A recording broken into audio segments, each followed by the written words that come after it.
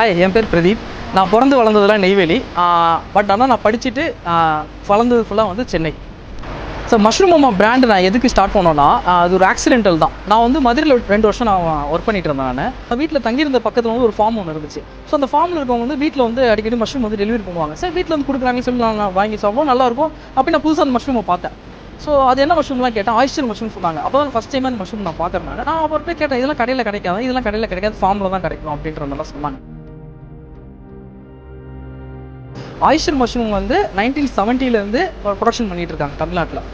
அது நிறைய பேர் ரீச் அவுட் ஆகாதனால நிறைய ஃபார்ம் க்ளோஸ் ஆகிட்டே இருக்குது. ஓகேங்களா? ஸோ எங்களோட மெயின் பர்பஸ் எடுத்துக்கிட்டோம், அது வந்து தமிழ்நாடு ஃபுல்லாக ரீச் அவுட் பண்ணி திரும்பி ஃபார்மர்ஸ் எல்லாம் back to farming, oyster farming. Mushroom மாமா அப்படின்னு சொல்லி நேம் வச்சோம். ஃபார்மர்ஸை போய் டைப் பண்ணோம். ஸ்டார்ட் பண்ணும் போது 2 மாதம் தான் யாருமே வாங்கவே இல்லை. பேம்ப்ளேட்ஸ் வந்து கொடுக்கும்போது மக்கள் வந்து சாப்பிட ஆரம்பிச்சாங்க. சாப்பிட அந்த பேர்ட் ஆஃப் வந்து சூப்பராக பரவாயிடுச்சு.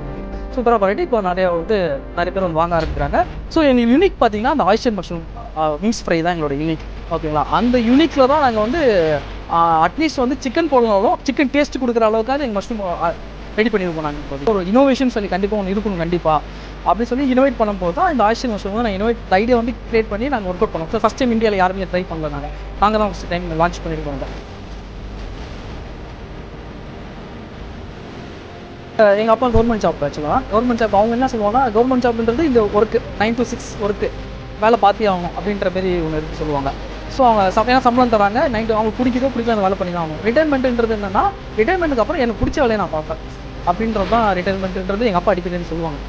ஸோ நான் வந்து நான் படித்ததுலேருந்து எனக்கு பிடிச்ச வேலையை தான் நான் பார்த்துட்டு இருக்கேன். அது புது ஐடியாவும் இருக்கணும், அது மக்களுக்கு பிடிச்ச மாதிரி இருக்கணும். ஒரு அஃபோர்டபுள் ப்ரைஸில் இருந்துச்சுன்னா கண்டிப்பாக நம்மளுக்கு ஒரு கஸ்டமர் பேஸே ரெடி ஆகும்.